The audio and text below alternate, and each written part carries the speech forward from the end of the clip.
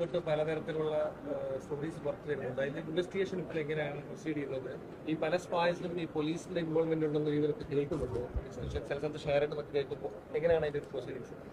ഇതിനെ കേരള പോലീസ് വളരെ ഗൗരവത്തോടെ എടുക്കുന്നതാണ്. ഇതുപോലത്തുള്ള സംഭവങ്ങളിൽ വളരെ ശക്തമായ നടപടി സ്വീകരിക്കാൻ വേണ്ടി നിർദ്ദേശം കൊടുത്തിട്ടുണ്ട്.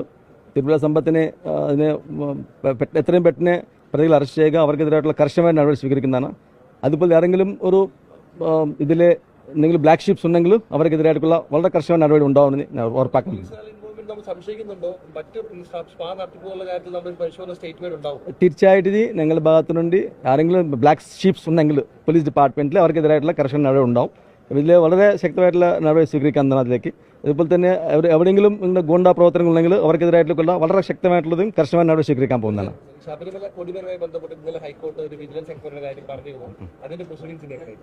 അത് ഹൈക്കോടതിന്റെ നിർദ്ദേശമുണ്ട്, അത് പ്രകാരം തന്നെ നടക്കാൻ പോകുന്നതിലേക്ക്.